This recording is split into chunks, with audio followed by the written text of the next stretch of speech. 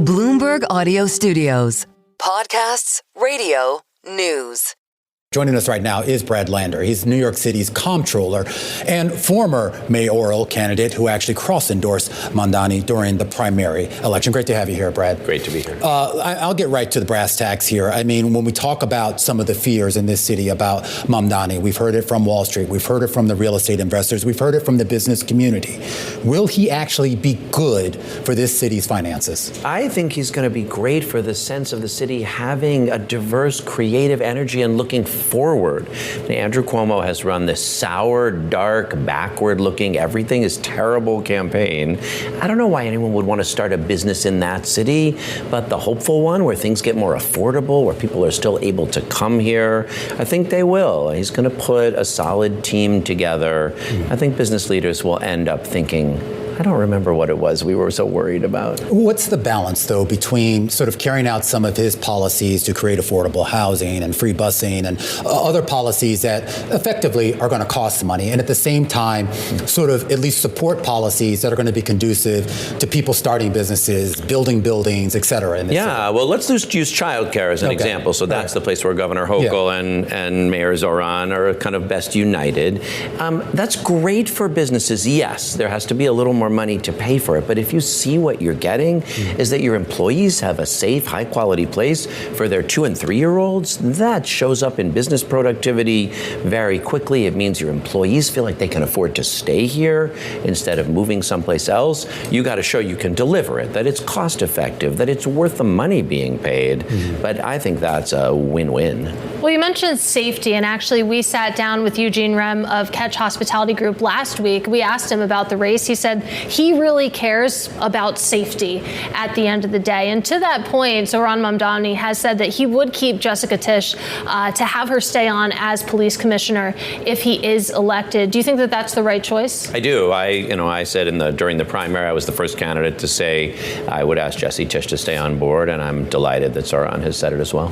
Let's game plan a little bit here. We were talking about potential outcomes in the break. So let's say that Zoran Mamdani wins, but only wins with a plurality, doesn't get more than 50% of the vote. What do you think that means for his agenda going forward? Look, I do think after the race, by however much he wins, it's critical for New Yorkers to come back together. This race has been so full of vitriol. I mean, Andrew Cuomo's worst self is a very dark place, and we've been seeing more and more of it, and he's just stoked fear-mongering in a way that has people on edge. So what I hope is that the mayor-elect will bring people back together, say, hey, folks, whether you voted for me or didn't vote for me, I'm going to work hard to keep you safe. That vision of childcare is for you and your families. Let's heal some of the things that were broken. Donald Trump is coming for us, and we got to all respond together.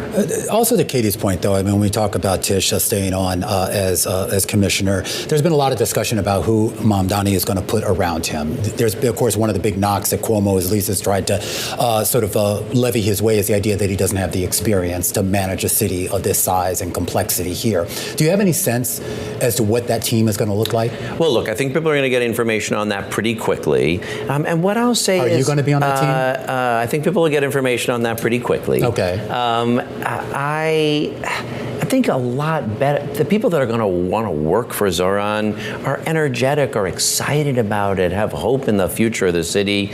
No one wants to work for Andrew Cuomo. So this idea that it would be better to have him, I mean, he's an abusive boss, whereas Zoran is going to set the table in a way that says, hey, we get to write the next chapter, focus on affordability, stand up to Trump. I think it's going to be a first-rate team. Do you think the city, meaning the people in power in the city, are going to cooperate with him, the business leaders, the police unions, et cetera, et cetera?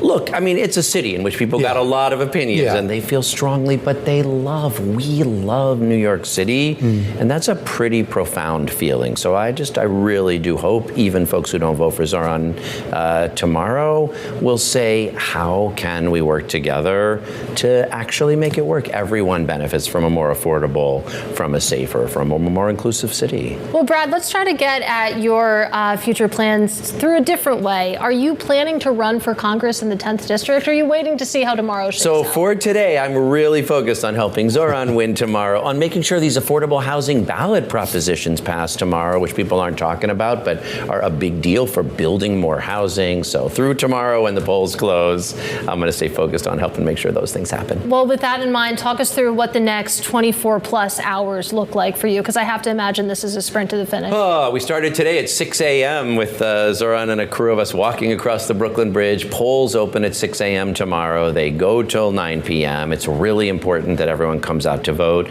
Most people don't even know about those pro-housing ballot propositions, so I'll be out at poll sites saying, hey, here's an opportunity for you to vote for more affordable housing to get built. We'll bring it home all the way till they close at 9 p.m., and then we'll get to be together and celebrate the results. I'm going to ask you a very loaded question here, Brad, and this has to do with your campaign and why it didn't succeed. There's been a lot of talk about this sort of being a litmus test for progressivism or whatever the Democratic Party is trying to be here. Why did Zoran bubble up out of nowhere for a lot of people? People like you didn't. Cuomo's behind in the polls, and Adams is out of the race. Yeah, look, well, I mean, Adams sold our city out first to Turkey and then to Trump, and people are tired of corruption. Cuomo came in with big leadership and name recognition, but ran a sour, backward-looking race. I ran the campaign, maybe you could say, of the guy that does the homework, and that wasn't what voters were excited by.